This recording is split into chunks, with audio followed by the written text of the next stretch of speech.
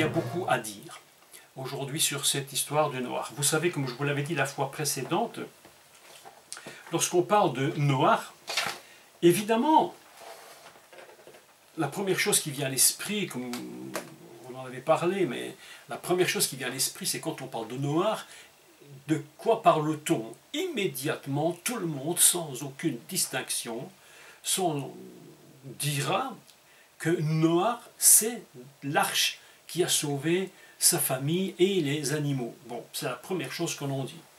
Alors qu'en réalité, lorsqu'on part du principe de l'arche directement, on va quand même rater des aspects excessivement importants du personnage. Vous savez que lorsque l'on parle des gens importants sur cette terre, on va nous parler en général de ce qu'ils ont fait, de leur œuvre, de leur travail, des choses importantes. Si on parle par exemple, je ne sais moi, du Corbusier, je ne sais pas si vous connaissez le Corbusier, c'est donc un architecte très important qui est aujourd'hui décédé. Lorsqu'on parle de lui, on parle de quoi? Pas du personnage, on parle de ses œuvres, puisque c'est ça qui va frapper. Lorsqu'on parle de Versailles, on va parler des jardins, on va parler de le nôtre, mais le personnage lui-même, on ne le connaît strictement pas du tout. Mais en finalité, ce que cet homme a fait n'est autre que ce qu'il était réellement, mais nous ne connaissons pas qui était cet homme. Donc le problème, souvent dans les enseignements, dans nos assemblées, églises et autres, nous allons nous attacher à Noach par rapport à ce qu'il a fait, mais on oublie vraiment d'expliquer qui est ce personnage. Alors, évidemment, lorsque je parle de cela, je disais cela l'autre jour à quelques personnes, et on me dit évidemment, mais oui, mais ça n'a aucune importance, ce qui compte c'est de savoir que Noé a fait une arche, et puis ça, voilà, c'est ça l'important, le reste n'est pas important. Et moi, je suis absolument persuadé du contraire. Je crois qu'avant de connaître et d'expliquer l'œuvre du personnage Noach, c'est-à-dire la construction de l'arche, la sortie, le recommencement d'un monde nouveau, nous devons apprendre fondamentalement qui est ce personnage, comprendre comment il fonctionne. Vous savez que on peut très bien connaître le nom d'une personne, son prénom, mais en réalité nous ne connaissons strictement rien de cette personne. Quel est véritablement l'essence même de cette personne? Vous savez, je ne sais pas si c'est à vous que je l'avais dit, mais bon, si ce n'est pas à vous, je le redis, de toute façon ça n'a pas d'importance pour ceux qui écouteront.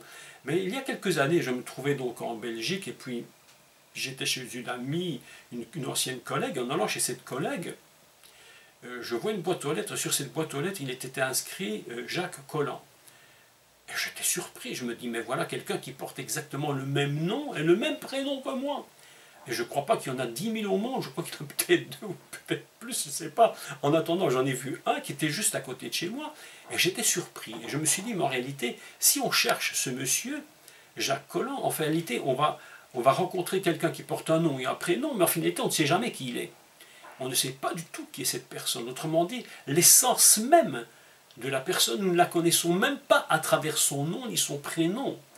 Peut-être même pas le lieu où il habite. Peut-être même pas le travail, mais on se rapproche de plus en plus. Autrement dit, ce qui est important lorsqu'on veut parler de quelqu'un, c'est de savoir réellement qui il est. Non pas ce qu'il fait, mais s'il le fait, pourquoi le fait-il? Pourquoi a-t-il été choisi? Vous savez qu'il y a de notre vie, de notre personne, quelque chose qui se dégage très fort.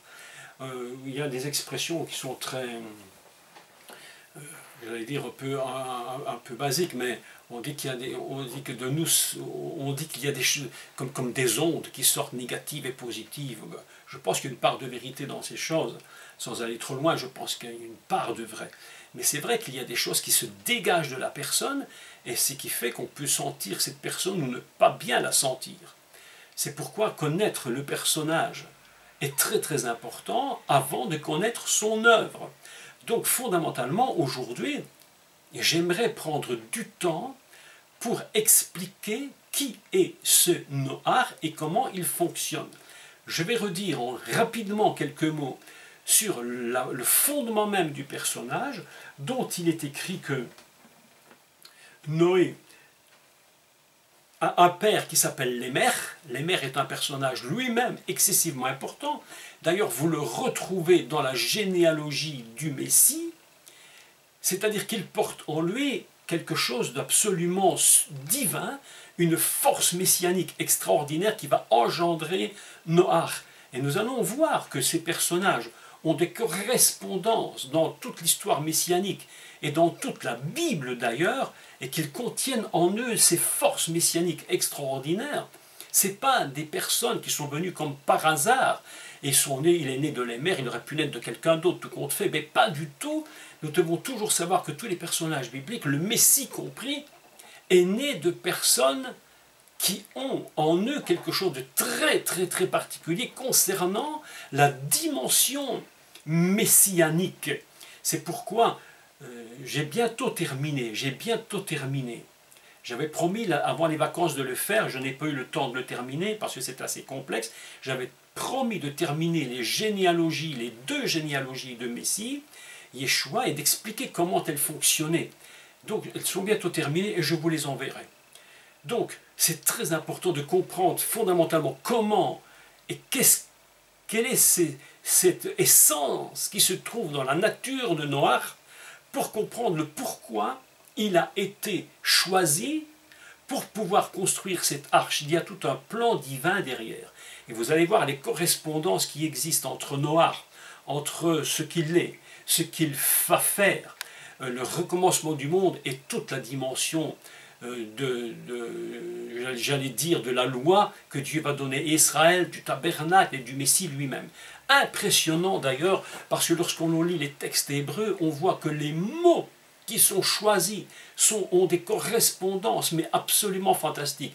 Le français, évidemment, ou d'autres langues ne nous donnent pas cette approche. On va commencer d'abord à expliquer qui est ce personnage. Alors, il est dit que, je rappelle qu'il était dit de lui fondamentalement, non pas qu'il avait été choisi pour construire une arche, mais qu'il avait été choisi et qu'il avait été nommé par les mères. Ce personnage qui fait 777 ans, vous imaginez, 777, quelle force uniquement dans sa vie. Rien que cette indication des chiffres de sa vie, rien que cette indication des chiffres dans sa vie nous montre déjà le niveau de Lémer, le Père, qui va engendrer celui qui va être appelé le repos. Il y a déjà là une fonction messianique extraordinaire, c'est que le Père céleste va engendrer le Mashiach, celui qui va venir pour donner le repos au monde. On a déjà ici une indication messianique profonde. Alors si Rachel n'a pas reçu les documents, peut-être regarder dans les indésirables, je fais juste une parenthèse là-dessus, et peut-être vous allez les trouver sur indésirables, d'accord? Donc voilà que le but de Noach, je le relis et puis je continue parce qu'on va rentrer dans des détails très importants. Donc Lémer, âgé de 182 ans, engendra un fils. Il lui donna le nom de Noach en disant « Celui-ci nous consolera de nos fatigues et du travail pénible de nos mains provenant de cette terre, Adama, que l'Éternel a maudite. » Voilà donc que le but de Noach, concrètement, c'est d'être un consolateur. Et cette consolation, elle va être importante, puisque la terre, Adama, a été maudite, et que l'homme souffre énormément sur cette terre. Donc voilà, le but principal de Noach. Et si même il n'avait pas construit l'arche, je fais un raisonnement un peu absurde, mais même s'il n'avait pas construite cette arche, au moins on sait que Noach avait une essence intérieure, un appel intérieur qui était celui de la consolation, parce que la terre avait été maudite. Ça, c'est la première chose. Mais pourquoi ne parle-t-on pas souvent, je dirais même, moi, de mon existence entière, je n'ai entendu à ce jour personne qui m'expliquait que la vie de Noach, c'était celle-là. C'était cela. Donc, je me souviens que lorsque nous étions enfants, on nous parlait de Noé, on nous chantait des petites chansons qui avaient été construites, parce que c'est une histoire assez extraordinaire, mais pas que Noach était fondamentalement un consolateur de la génération adamique. Autrement dit, il va falloir que ce Noach vienne sur terre pour avoir de la consolation. Est-ce que vous vous rendez compte que Noach est mort à 950 ans?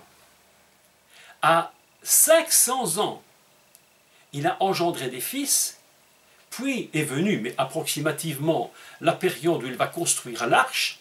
Si je ne me trompe, mais si je me trompe, on me rectifiera, mais d'après ce que je me suis renseigné, si c'est exact, parce qu'il faut toujours être très prudent, la construction de l'arche a duré plus ou moins 120 ans, vous imaginez déjà ça.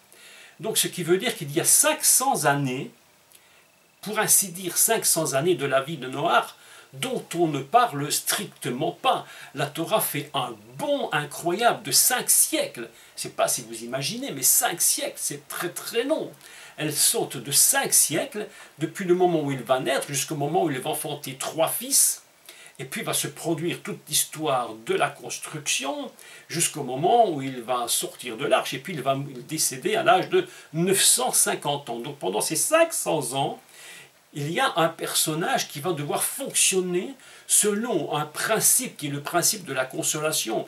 Et en général, vous avez remarqué qu'on ne parle que du moment où il construit l'arche. C'est ça qui intéresse les gens. Mais moi, ce qui m'intéresse aujourd'hui, avant de parler de l'arche et de tout le reste, c'est de parler sur qui il est réellement. Donc, première chose que nous savons, il est un consolateur. Il vient pour consoler, et je vous avais appris que le mot consoler détient en lui les premières lettres de Noach. Le Nun et le Ret. Voilà, il nous consolera. Donc, Inaramenu, vous le voyez ici, que les 2 lettres de repos Noach et les lettres de consoler se trouvent dans le mot, dans le nom, dans le mot même de consoler. Le mot Noé est à l'intérieur du mot. Donc ça, je vous l'avais envoyé. C'est très important parce que ça fait partie, la consolation fait partie de cet être absolument fondamental de cette histoire. Maintenant, pourquoi est-ce que nous n'en parlons pas beaucoup ou quasiment jamais de cet aspect du personnage? Parce qu'entre le moment où Dieu va appeler Noach et va lui demander de faire une arche, donc on va dire le mot arche aujourd'hui, on changera le mot plus tard dans les prochains cours pour redire exactement le mot qui convient, parce que le mot ici n'est pas du tout intéressant, il est faux, une traduction très étrange d'ailleurs, mais entre le moment où on parle de cet homme qui console et la construction de l'arche, il y a un autre récit. Et c'est à cause de ce récit qui se trouve placé entre la naissance, les 500 ans, l'engendrement et la construction de l'arche que se trouve ce récit. C'est à cause de cela, me semble-t-il, qu'on va omettre de parler de qui il était avant, pendant ces 500 ans. Et là, la Torah va nous donner quelques explications très très importantes. Je voudrais donc vous envoyer tous ces documents et les mettre en ligne, et vous les avez reçus.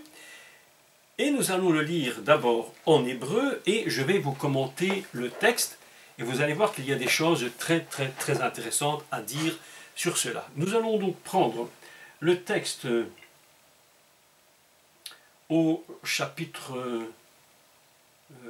6, à partir du verset 8. Alors, je le lis d'abord en français. Il est écrit « Et Noé trouva grâce aux yeux de l'Éternel ». Je fais tout de suite une petite parenthèse. C'est la première fois dans toute la Torah que le mot « grâce » apparaît. Vous savez, selon une règle thoraïque importante, que lorsqu'un mot apparaît pour la première fois, ou tout au début, dans la première fois dans la Torah, ça veut dire que c'est là que le mot va prendre tout son sens et qu'il va révéler quelque chose. On avait déjà eu l'opportunité il y a quelques années d'expliquer que le mot pulluler se trouve d'abord dans la Torah très important et concernant les animaux, et que c'est une prolifération incontrôlée de la jante animale, puisque sa pullule ce n'est pas contrôlé, alors qu'il est dit de l'homme, lui, il va produire de la naissance, mais avec contrôle. Donc c'est ce premier mot qu'on va dire ishretsu, qui veut dire pulluler, il pullulaire, va être repris plus tard lorsqu'on parle dans le livre de l'Exode, n'est-ce pas? Dans les livres de Shemot, l'Exode, et on va parler du peuple d'Israël qui était en Mitzraïm, en Égypte, et qu'il pullulait. Ça va bien nous montrer que le mot pulluler par rapport au premier mot qui nous montre que le peuple est considéré, que le peuple d'Israël va être considéré comme des insectes. Mais vous pouvez écouter tous ces cours, d'ailleurs dans une conférence qui s'appelle la première conférence sur Israël, et je crois que c'est la Palestine ou Israël face aux nations, je ne sais plus le titre, qui a été fait il y a 3 ans, je crois. Donc la première fois qu'il apparaît le mot, il y a toute une importance pour expliquer. Et ici, il est écrit que Noach Matsachen. J'aimerais tout de suite faire une remarque. Je dis ça pour tous ceux qui vont plus tard avoir le plaisir ou l'intérêt profond d'enseigner la Torah à partir des pensées hébraïques. Que la Torah, on peut la lire de plusieurs façons. On peut la lire telle qu'elle est dans le sens où il est écrit, évidemment, mais il y a plusieurs dimensions de la Torah. Et j'ai remarqué que souvent dans la Torah, il y a des secrets qui se cachent, et ces secrets peuvent être traduits à travers des mots qui peuvent être retournés, ou des anagrammes. Vous savez, il y a parfois des mots dans lesquels on retrouve un anagramme d'un autre mot. Par exemple, Abraham, on retrouve son anagramme dans le commencement de la création. Et c'est comme des codes, des clés, des codes qui cachent des vérités absolument indescriptibles, fantastiques. Et ici, entre autres, nous avons des mots qui peuvent se renverser. Donc, vous allez voir que dans cette expression où il est écrit Venoach Matsachen et Noé trouva grâce, eh bien, je vous envoie immédiatement en ligne ce petit document que vous avez reçu normalement. Je vous l'envoie. Voilà. Venoach, la petite flèche du milieu, je n'ai pas écrit le mot, ce n'était pas le but ici, se trouve Noach. Ici, Matzah, normalement, devrait se trouver ici. Je dirais quelques mots sur Matzah pour ceux qui vont apprendre quelques mots d'hébreu, parce que c'est mon but aujourd'hui, non seulement d'expliquer Noach, mais en même temps de vous donner des notions hébraïques de base, même si elles sont simples, elles sont importantes. Donc mon but aujourd'hui, c'est de faire un peu d'hébreu pour ceux qui ne le connaissent pas, et vous allez apprendre des choses. Donc, vous voyez qu'ici, le mot Noach, le nun et le ret, les lettres vont être renversées. Le nun va prendre la première lettre que vous voyez ici, avec ma flèche, va se déporter, elle va se mettre à la fin du mot. Pourquoi cette lettre est-elle à la fin? Elle n'est-elle pas de la même écriture? Parce qu'il y a quelques lettres, quelques consonnes hébraïques, pas toutes, mais quelques-unes, 5 je crois, qui changent j'allais dire, de dessin, de forme, de dessin, lorsqu'elles sont à la fin d'un mot. Et c'est très intéressant d'ailleurs d'expliquer cela. Nous avons maintenant le ret. Vous voyez que le ret qui était en 2e position ici, va se trouver maintenant en 1re position. Autrement dit, le mot de Noach vient d'être renversé. Et lorsqu'on renverse le nom de Noach, eh bien on trouve le mot chen. Et le mot chen signifie grâce.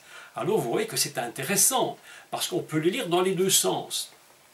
Que le mot chen renversé, si je le lis dans l'autre sens, eh bien j'ai Noé, et si je le lis dans l'autre sens, j'ai grâce.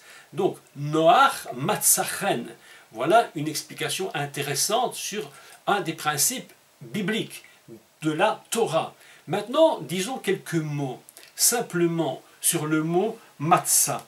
Vous savez qu'il faut faire très attention sur le mot matzah, parce que matzah, ça veut dire également à l'oreille, à l'ouïe, uniquement à l'ouïe. La matzah, c'est le pain sans levain. Évidemment, ça ne s'écrit pas de la même avec les mêmes lettres. Les deux premières lettres sont les mêmes. La matzah avec les pains sans levain, ça se termine par la lettre He, tandis qu'ici le verbe trouver, noach, matzaren, matzah s'écrit avec la lettre Aleph à la fin du mot. Donc, je redis ceci pour faire juste un peu d'hébreu. Noach, matzah s'écrit même tzadi Aleph, alors que le pain sans levain, qui se prononce le même, s'écrit même tzadi He. Donc, c'était juste pour faire une parenthèse, pour qu'on fasse bien la différence. Noach trouva grâce. C'est très intéressant parce que c'est le premier personnage de toute l'histoire dont on dit qu'il a été fait grâce. C'est-à-dire que Dieu lui a accordé quelque chose. Qu'est-ce que c'est qu'une grâce? C'est quelque chose qui est immérité. Et comme c'est immérité, c'est cela qu'on appelle donc une grâce. Un prisonnier qui est condamné, si on lui fait grâce, il ne le mérite probablement pas, mais malgré tout, il aura une grâce présidentielle ou une grâce royale, et c'est cela que Dieu fait. C'est très intéressant parce que le personnage lui-même est en train de prendre en lui, de recevoir ce que l'amour d'Élohim est en train de produire pour l'humanité. Il va trouver grâce, exactement comme vous et moi nous avons trouvé grâce aux yeux de Dieu, c'est-à-dire nous sommes dans une position absolument extraordinaire, puisque la réalité c'est que l'humanité est coupable, mais un personnage particulier va trouver grâce aux yeux de l'Éternel. C'est très intéressant. Alors, le mot matzah a plusieurs sens, évidemment. Le mot matzah veut dire trouver, mais ça veut dire aussi atteindre. C'est comme si on disait que Noach a atteint par ce qu'il est, par ses comportements, par son essence profonde. Il a été capable d'atteindre un niveau qui a permis à Dieu de lui faire grâce. Donc, voilà déjà un aspect très intéressant de Noach. Pourquoi Dieu va-t-il utiliser cet homme comme il va l'utiliser plus tard? Déjà, cet homme a une capacité d'atteindre un niveau vers Dieu que l'humanité de cette époque n'avait absolument pas du tout atteint. À la limite, il n'en avait même pas le désir du tout, puisqu'on apprendra par la suite que l'humanité se tournait chaque jour de plus en plus vers le mal, et bien que Noach soit là pour consoler et pour apporter la consolation, le repos, puisqu'il est repos pour le monde, on a vraiment le sentiment que le monde n'en a strictement rien à faire de Noach, et malgré ce qu'il représente, le monde se tourne vers le mal. Mais Noach, lui, c'est vraiment un personnage qui est hors du commun dans cette génération, puisqu'on dit qu'il va trouver grâce, et il était juste, il était intègre dans sa génération, ce qui est tout à fait surprenant, que lui, on a l'impression qu'il est le seul à être sorti, j'allais dire, du tas, et le seul à sortir du lot. Donc il va trouver grâce, c'est une façon de... Vous savez, le mot matzah veut dire aussi s'orienter, c'est-à-dire qu'il a la capacité de s'orienter vers Dieu, et c'est pourquoi Noé va trouver grâce aux yeux de Dieu. C'est pourquoi il est écrit Noach, matzah, reine. Et les deux mots, le nom inversé, c'est absolument extraordinaire, parce que c'est comme si le mot c'est pas comme, c'est le mot matzah est entouré des deux forces, la force de la grâce et la force du repos, et qui sont en réalité la même chose, mais elles sont renversées. C'est un des points très très intéressants dans la langue hébraïque, c'est cette capacité de pouvoir renverser des mots et de donner des significations. En français, on peut essayer de renverser des mots, il y en a peut-être un ou l'autre qui fonctionne, mais c'est très très très très rare. Mais dans la langue hébraïque, ce principe peut se produire, vraiment se produire assez souvent, et les anagrammes sont très très importants aussi. Donc voilà une première indication sur Noach. Un homme qui dans sa génération sort véritablement du lot, et il a une capacité extraordinaire de se tourner vers Dieu. D'ailleurs, nous allons voir plus tard qu'il est dit que Noach marchait avec Dieu, Et que ce mot marcher avec Dieu, je dis juste un mot en passant, veut dire qu'il se faisait marcher. On peut marcher avec quelqu'un par la force, on peut marcher parce que c'est une nécessité, ni plus ni moins. Mais il est dit que Noé, italer Noach, ça veut dire il se faisait marcher. Il avait quelque chose de très très particulier, Noé. Il avait ce désir de se faire marcher lui-même avec Dieu. C'est pas seulement un personnage qui est comme ça avec Dieu, parce que bon, il a été choisi, c'est tout. Non, il a une volonté intérieure de se faire marcher avec Dieu. Donc, Noach, Matzachen, Noé trouva la grâce. Il trouve cette grâce. Il y a vraiment cette force dans ce texte où ce personnage si important va se tourner, va s'orienter. Lui, son but à Noach, c'est de rester avec le Créateur de l'univers. Qu'importe pour les personnes, les autres qui ne veulent pas suivre, mais lui, son but à lui, c'est de s'orienter, c'est d'exister pour Dieu, c'est de trouver la grâce, et Dieu lui accorde cette grâce. C'est pourquoi le premier verset est très très intéressant, et je crois que c'est vraiment une volonté de Dieu de commencer ce texte en expliquant ce principe que Noach trouva grâce aux yeux de l'Éternel. Alors ce texte est vraiment très très très très important. Je voudrais maintenant vous parler du verset qui suit, aussi très intéressant au point de vue du mot hébreu utilisé. Et je voudrais ouvrir la parenthèse pour faire une explication hébraïque du mot, que l'on comprenne bien comment il fonctionne. Je vais continuer, je vais lire maintenant le texte en hébreu et puis on va le commenter. Donc au verset 9 du chapitre 6 du Sefer Bereshit. Donc il est écrit ceci: El et toldot Noach. Noach ish tzadik tamim, aya betorotav, et aheloim, italer Noach. El et toldot Noach. Voici les engendrements de Noé. Traduit en français. Voici les engendrements de Noé. On va expliquer le mot toldot. Je vous ai aussi envoyé le document que vous pouvez prendre et je le mets également en ligne. Donc comme ça on fait en même temps un peu d'hébreu. Toujours intéressant d'apprendre quelques mots et de voir comment ça fonctionne. El et toldot Noach. Le mot toldot est un mot qui est très très utilisé dans la Bible, puisqu'il parle, c'est la racine de engendrer. On va dire de Ève, Chava, qu'elle avait donc engendré. On va dire, je vais reprendre le mot ici pour vous le donner exactement. Je le recherche dans la Torah, pour ne pas dire la moindre erreur. Voilà.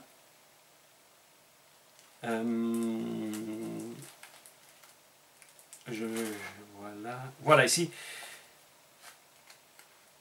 Vata'ach, ça veut dire elle a conçu. Littéralement, c'est le mot concevoir, vata'ach. Et nous avons la même source de mots que dans toldot, vata'ach, il y a un engendrement, il y a l'idée de pouvoir engendrer. C'est d'ailleurs à partir de ce mot-là que dans le mot de l'Exode, on va trouver que le mot sage-femme que vous avez ici entouré, je vous le montre ici, le mot sage-femme, qui est mialdot, qui veut dire les sages-femmes que vous trouvez dans le début du livre de l'Exode, lorsqu'il est dit que les sages-femmes voyaient que les femmes des Hébreux étaient fortes et qu'elles arrivaient avant, que les femmes hébreues avaient accouché, vous connaissez le texte, vous connaissez l'histoire, eh bien c'est la même racine. C'est la même racine également que le mot enfant. Donc on pourrait très bien traduire le mot Elle est toldot Noach, voici les engendrements de Noé, mais également le mot peut être utilisé comme l'histoire, l'origine. On va parler de voici l'histoire du monde, voici l'histoire du commencement du monde. On va utiliser le même mot toldot, mais à ce moment-là, on va traduire voici l'histoire, parce qu'évidemment, on trouve que c'est mieux de traduire l'histoire du monde que les engendrements du monde. Encore que le monde existe à travers tout engendrement qui va suivre. Et que le monde est fondamentalement fonctionne sur un principe de produire la vie, donc d'engendrer quelque chose. Même la nature engendre la vie, et c'est pourquoi c'est le mot toldot, ici en l'occurrence, elle est toldot Noach, voici l'histoire de Noé, comme ça a pu être traduit dans certains cas, ou voici les engendrements de Noé. Et on va maintenant expliquer que Noach est un homme qui est tzaddik tamim, et maintenant, je crois que c'est très important pour que l'on comprenne qui est ce personnage de Noach, d'expliquer ce qu'est tzaddik. Vous savez que le tzaddik est un mot excessivement important. Alors, dans tzaddik, il y a déjà un texte, évidemment, qui est fort, que vous connaissez d'ailleurs, et sur lequel j'aimerais que l'on puisse développer cela, c'est lorsqu'il est question du Mashiach. Dans le livre des Actes, il est dit que vous avez, Dieu s'est attendez, je recherche le texte. Vous avez, est-il dit, crucifié, vous avez renié le saint et le juste. Lorsqu'on parle de renier le saint et le juste, il est question du tzaddik. Vous avez renié le saint et le tzaddik. Le mot tzaddik ici est déjà en soi tout un ensemble de données excessivement importantes qui montrent que Noé détient en lui une fonction absolument messianique, excessivement importante. C'est pourquoi Pierre, lors de son discours, va dire « Vous avez renié le saint et le tzaddik », c'est-à-dire le juste. Nous avons besoin d'expliquer qu'est-ce que tzaddik. Les deux mots qui sont repris, tzaddik tamim, sont deux mots qui fonctionnent, mais alors avec une force extraordinaire concernant qui est véritablement la fonction du Messie. C'est pourquoi je suis persuadé que lorsque Dieu va dicter à Moshe ce livre de Torah, les mots vont être choisis et pesés afin qu'il n'y ait pas la moindre erreur, le moindre doute concernant qui est le Messie, et quand il viendra, qu'on puisse le reconnaître. Le mot tzaddik, évidemment, veut dire juste, justice.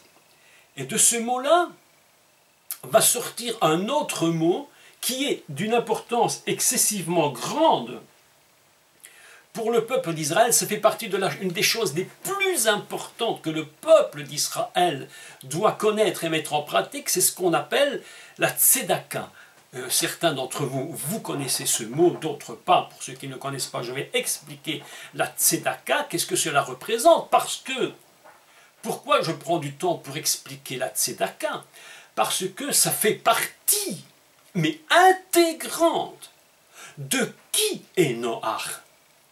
Comment fonctionne-t-il pendant sa vie et pendant ces 500 premières années dont on ne nous dit rien, sinon que Dieu a vu que cet homme était un tzaddik. Donc comment fonctionne ce mot tzaddik? Comment va fonctionner le mot tzedaka? Alors, Tzadik veut dire le juste, puisque c'est écrit Noach. Donc le texte dit clairement que Noé était un homme juste, tamim. Il était juste, intègre aux yeux de l'Éternel. Alors, tzadik, commençons. La tzedaka, qu'est-ce que c'est? Je me suis renseigné quand même un peu plus près pour que on puisse dire, qu'on puisse comprendre cela. La tzedaka, en réalité, c'est faire aumône, c'est faire l'aumône. Et vous savez que 3 choses pour un juif qui sont très très importantes lorsqu'il va à la synagogue, pour sa vie personnelle, et 3 choses qu'on va dire, dont on va parler à la fête de Rosh Hashanah et à la fête du Yom Kippour, les 3 choses importantes dont les rabbins parlent. La première, c'est la teshuva, la deuxième, la tefila, et la troisième, la tzedaka. Alors, qu'est-ce que la teshuva? Pour vous qui ne savez pas, je l'explique. La teshuva, c'est ce qu'on appelle, ça vient d'un verbe qui veut dire retourner.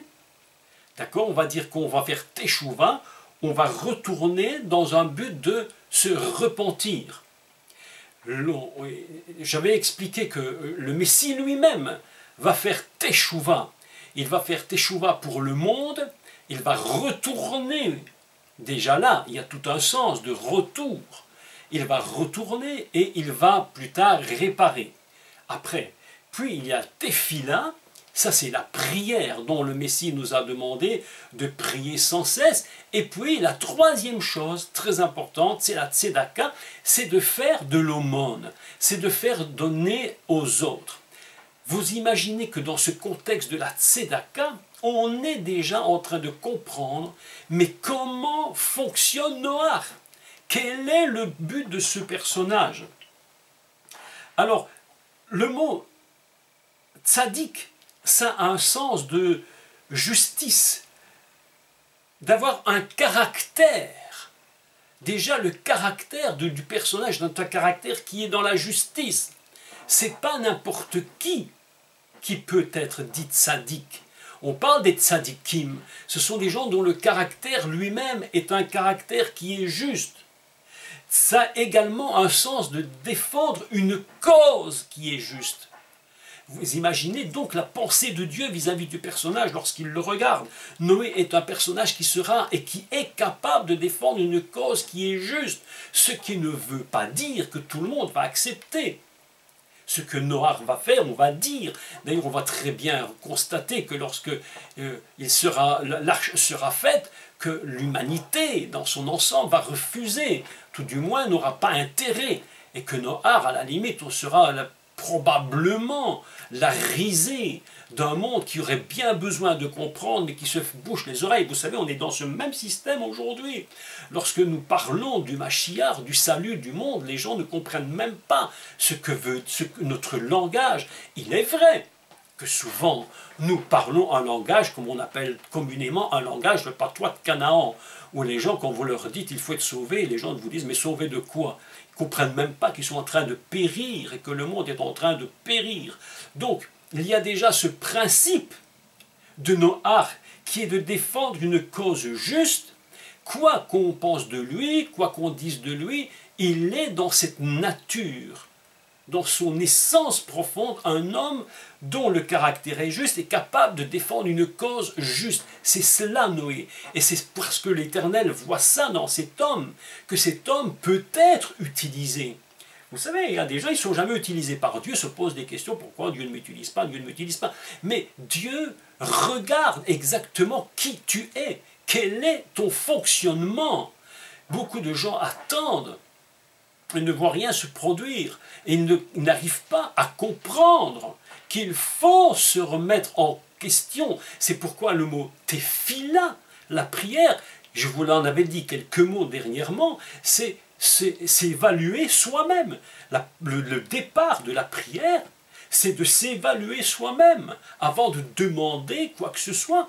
Évaluons-nous nous-mêmes afin que Dieu, lorsqu'il nous regarde, voit si nous sommes un tzaddik ou si nous ne le sommes pas. Donc Noé la Bible est très rapide pour dire la chose, elle est très concise, il est tzadik tamim, il est juste intègre. Aux yeux de qui? Pas du monde, le monde il n'en a rien à fiche. Il est intègre aux yeux d'Elohim, nous dit la Bible, c'est-à-dire de ce Dieu qui a créé l'humanité. Tzadik, il a la capacité, tzadik également, de justifier dans la conjugaison quand on appelle ça le nifal en hébreu. Lorsqu'on va conjuguer ce verbe, eh bien, c'est être rendu droit. Il a cette capacité noire d'être un homme qui fonctionne pour être rendu pour se tenir dans la droiture. C'est pas un gars qui fait n'importe quoi. C'est pas Monsieur Noir ne fait pas du n'importe quoi. Et non, il a une structure intérieure qui le porte véritablement aux yeux de Dieu à être considéré comme un tzaddik.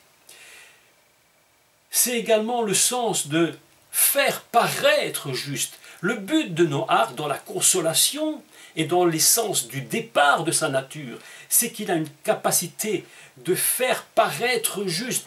Il voudrait, je le crois, que l'humanité, il puisse la faire paraître juste devant lui. Encore faudra-t-il que l'humanité l'accepte. Donc vous voyez que le mot tzaddik, pour Noach, est un mot excessivement important. Donc je répète que la nature, que les trois choses dont un juif a vraiment besoin de mettre dans son existence fondamentale, c'est la teshuva, le retour pour la repentance, la tefila, la prière, se reconnaître soi-même, et d'être également la tzedaka, c'est-à-dire de faire l'aumône, c'est-à-dire que c'est un acte de justice. Qui va faire l'aumône? Celui qui est tzaddik. Et celui qui est tzaddik va comprendre la nécessité de faire de l'aumône. Qu'est-ce que cela veut dire? Est-ce que dans les évangiles, est-ce qu'il est question de tzedaka? Eh bien, il y a plusieurs textes que j'ai pris. Donc, le premier où le Messie parle de tzedaka, c'est lorsqu'il est écrit dans Luc 6, 35. Vous allez voir que cela est important. Luc 6, chapitre 6, verset 35, je le prends et je le lis.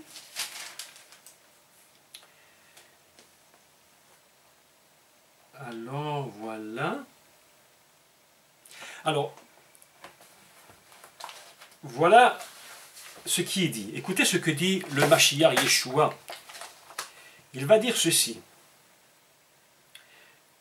Mais aimez vos ennemis, faites du bien, prêtez sans rien espérer, et votre récompense sera grande, et vous serez fils du Très-Haut, car il est bon pour les ingrats, pour les méchants, soyez donc miséricordieux comme votre Père est miséricordieux.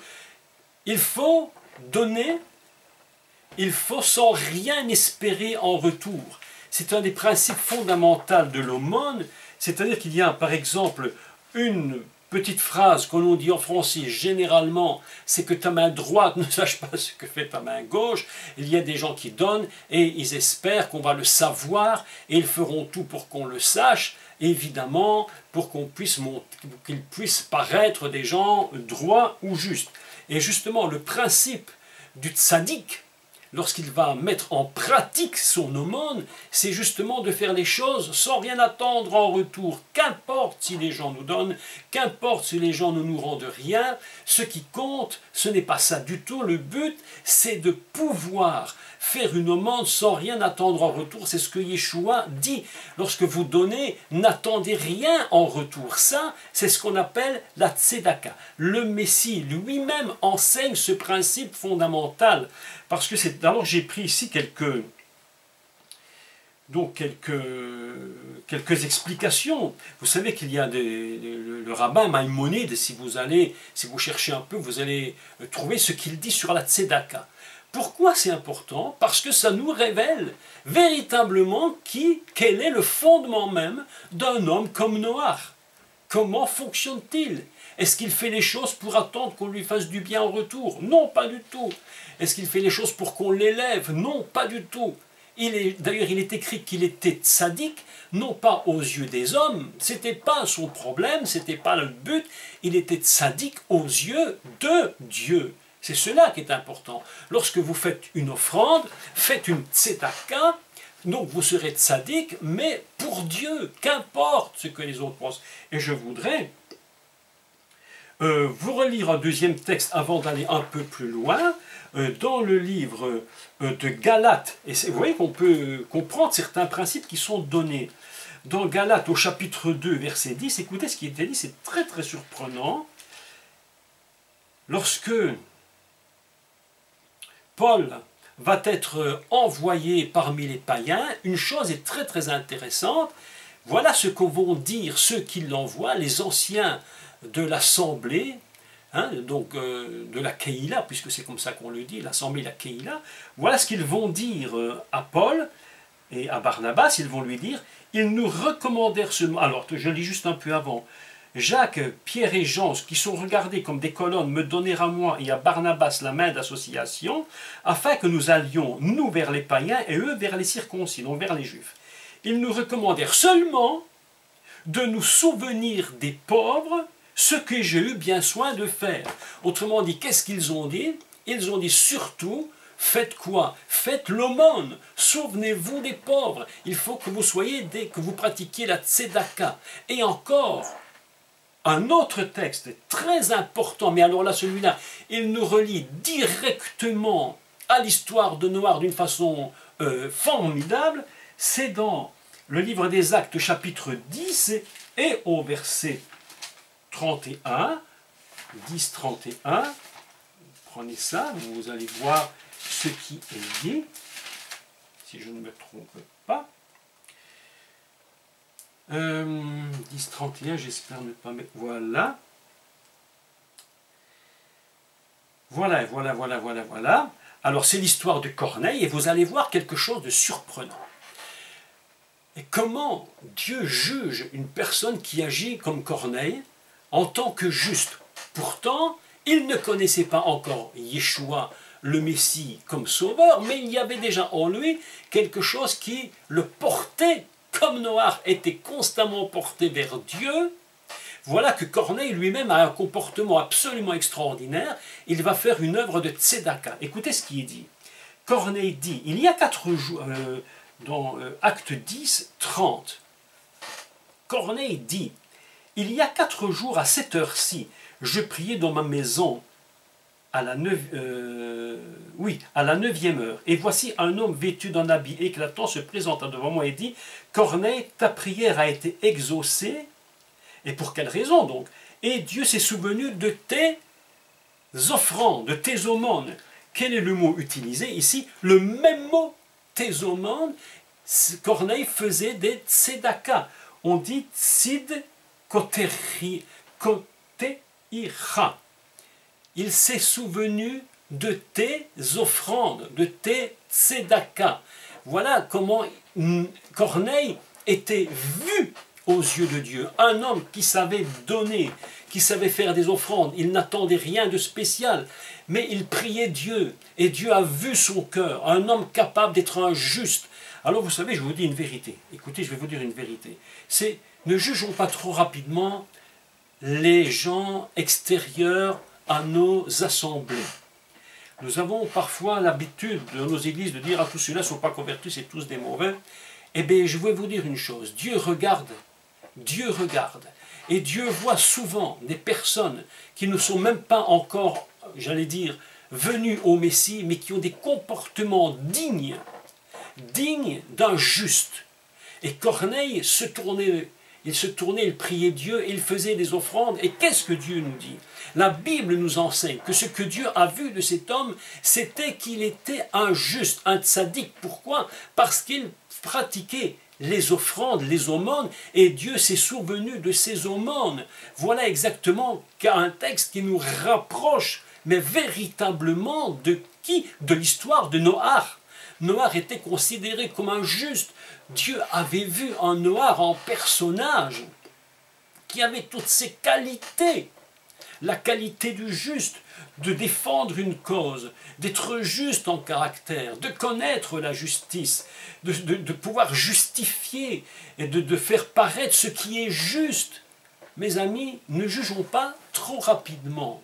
C'est facile de dire tous ces inconvertis qui ne connaissent pas, mais mes amis, je vous dis qu'il y a des chrétiens, des croyants, même, j'ai parfois peur de dire des disciples de Yeshua, parfois j'ai peur d'utiliser le mot disciple, enfin disons-le, qui sont eux-mêmes qui ne sont même plus considérés par Dieu comme des justes, parce que même leurs offrandes sont des fardeaux insupportables, ça leur coûte énormément, à la limite ils ne le font même plus, ils n'ont même plus ce désir-là, tout ce qu'il s'est dit, Jésus m'a sauvé, pointe à la ligne. Mais la Bible nous enseigne que pour être un juste, il faut aussi que Dieu nous reconnaisse comme étant un juste. Voilà en quelques mots qui est en partie, nous allons voir le reste après, ce personnage de Noach. C'est pour toutes ces raisons que Noach, il est dit qu'il trouva grâce. Noach, Matzachen, Noach trouva grâce. Noach, Allah, il était vers la grâce parce que ses œuvres étaient des œuvres qui permettaient à Dieu de le considérer comme juste. Si on n'a pas compris qui est vraiment le personnage et sa nature profonde, mais évidemment que toute l'histoire de Noach, plus tard, n'aura pas d'intérêt, n'aura pas véritablement de sens. Il faut que nous comprenions le personnage avant de comprendre ses œuvres. Vous pouvez me voir moi, vous pouvez voir ce que je fais, mais si vous ne me connaissez pas en tant que personne réellement qui je suis-je un tzaddik ou non? Alors évidemment, on n'aura qu'une idée très partielle. On ne juge pas tout un personnage uniquement sur ce qu'il fait, mais d'abord sur ce qu'il est. D'ailleurs, on dit être ou ne pas être. Hein, c'est l'être d'abord qui intéresse Dieu. Vous avez remarqué que lorsque Dieu va présenter au monde, si je peux dire, Noach, il ne va pas lui dire, voilà, j'ai choisi ce monsieur, et il va sauver l'humanité en faisant une arche. Et puis voilà, c'est ça le but de Noach. Non, la Bible nous enseigne d'abord que sa nature, c'est une nature de consolateur, d'une terre qui était maudite et que les hommes travaillent durement, et qu'ils n'arrivent plus à trouver la joie, ils sont dans la tristesse profonde. Deuxièmement, elle nous montre, la Torah, que Noach est un homme qui lui est un tzaddik, il a tout en lui, la dimension du juste. C'est la raison pour laquelle, plus tard, Dieu va l'utiliser. C'est très très important. Moi je crois qu'avant d'enseigner à nos croyants, à nos chrétiens ou autres, l'histoire de Noach, il est très important d'expliquer qui il est. C'est pourquoi aujourd'hui je veux passer un peu de temps avec vous pour expliquer qui est Noach. Vous voyez que lorsqu'on parle du tzaddik, je voudrais lire quelques textes. Il y a dans le Proverbe 12, 28, je vous donne la référence, vous pouvez lire, le Proverbe 12, 28. Je vais vous le lire. Proverbe 12, 28. Un texte qui nous parle de cela. Écoutez ce qui est écrit. Proverbe 12, 28. La vie est dans le chemin de la tzedaka. La vie est dans le chemin, traduit de la justice, donc de la tzedaka. C'est là que se trouve la vie. Si nous n'avons pas cette capacité de participer à la tzedaka, est-ce que nous avons réellement trouvé le chemin de la vie? C'est pourquoi Noach va rentrer dans une capacité de donner à l'humanité, de recommencer, de rentrer dans le chemin de la vie, parce qu'il est considéré comme un juste, un homme qui a tout le comportement et la pratique de ce que représente la tzedaka. Le Messie lui-même participait constamment.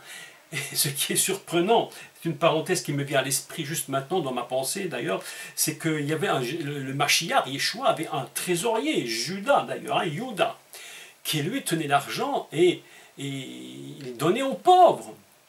Pourquoi est-ce qu'il donnait aux pauvres?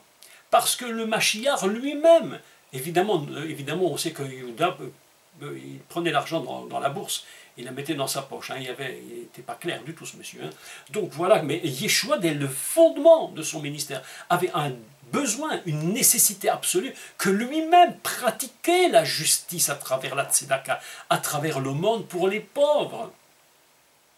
Mes amis, je vous dis, Noach, voilà sa nature, un homme qui est juste, pas un homme n'importe quoi, non, un homme qui se tient dans les voies de Dieu. Il pratique l'aumône, il pratique, si vous voulez, une vie qui n'attend rien en retour. Proverbe 10.2, je crois que c'est celui-là. Si ce n'est pas ça, c'est que j'ai fait une petite erreur, mais alors je corrigerai ça. Ah voilà. Proverbe 10.2, les trésors de la méchanceté ne profitent pas, mais la tzedaka délivre de la mort. Mes amis, voilà des textes extraordinaires. Mais l'aumône, la tzedaka, délivre de la mort. Vous savez qu'on n'a pas du tout le même sens en français lorsque l'on parle de justice. Lorsqu'on nous parle de justice, on dit, bon, ben, celui qui est juste, je n'ai pas péché, je n'ai pas volé, je n'ai pas menti, je suis un homme juste. Mais dans la pensée hébraïque, nous n'avons pas la même idée. La tzedaka, c'est l'aumône, quelque chose que l'on donne et qu'on n'attend rien en retour. Je sais qu'il est déjà 10 heures, mais si vous avez encore un peu de temps, et si vous avez un peu de courage, vous me laissez quelques minutes encore, si vous êtes d'accord. Sinon, bon, je continue la semaine prochaine, c'est juste vous qui me dites si c'est possible ou pas. Alors si vous êtes d'accord, je continue un peu. Sinon, j'enchaîne, hein? D'accord, c'est comme vous désirez. Qu'est-ce que vous voulez? On continue un petit peu ou bien? Ok, bon, je vois que vous ne me dites pas, donc je continue un petit peu, d'accord? Alors, voilà, je voudrais vous lire Vous savez que Maïmonide, ce qu'on appelle Rambam, donc Maïmonide a dévoilé 8 points importants sur le sens de la justice, qui est manifesté à travers le monde, à travers de donner à l'autre, sans rien recevoir en retour. C'est très important. Premier point, je le lis tel que c'est écrit par Maïmonide lui-même, parce que c'est plus simple, hein, d'accord.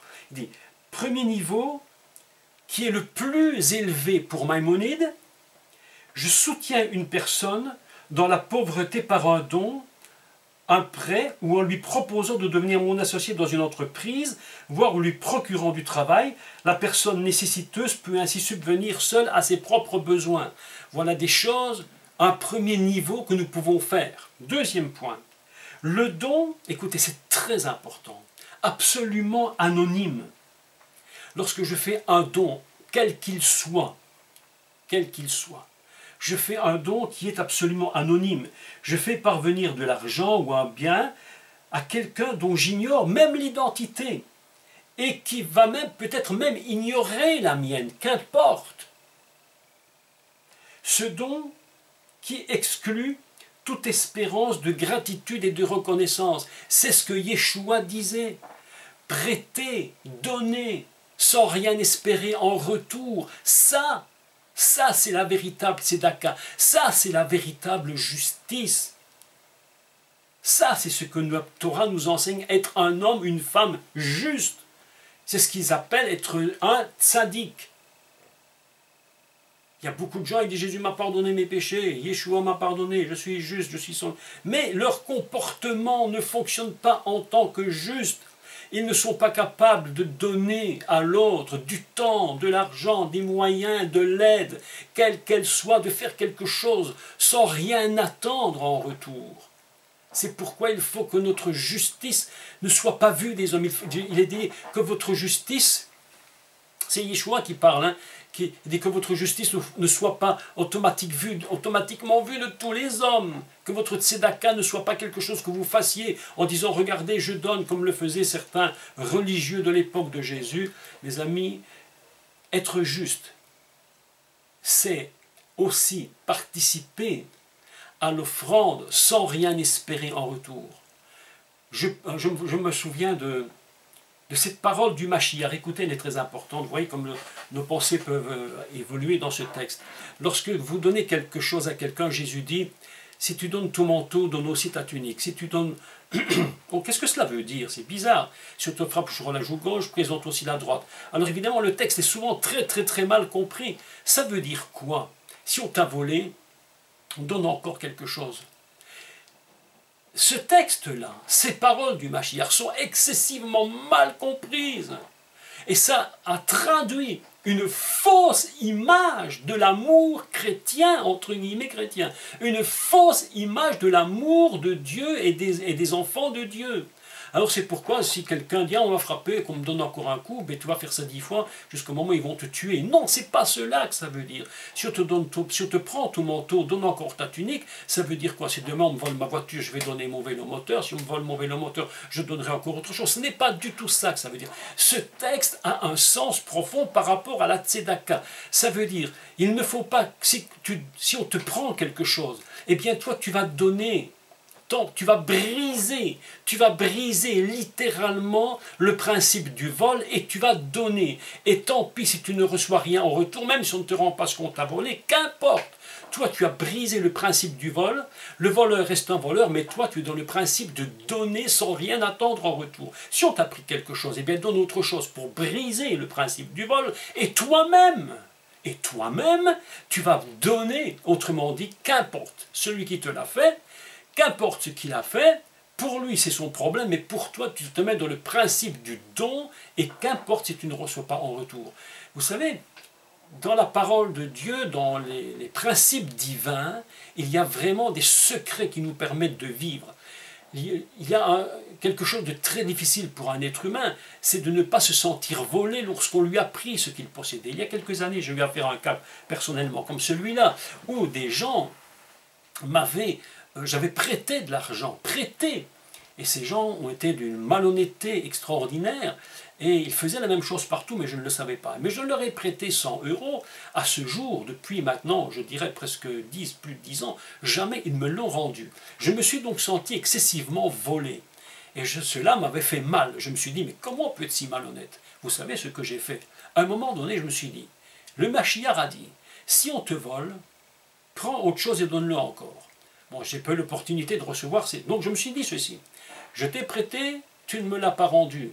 Je vais faire une œuvre de justice. Je vais considérer que ce que je t'avais prêté aujourd'hui, eh bien, je te le donne.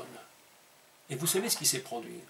L'œuvre de la tzedaka que j'ai fait en donnant, même à des gens qui n'étaient pas droits, qui n'avaient pas été justes, moi j'étais juste, je leur ai donné sans rien attendre en retour. Aujourd'hui, quel est le principe qui s'est produit dans ma vie? Eh bien, c'est que je ne suis plus un volé, je suis un donneur. Le principe de la tzedaka nous libère véritablement.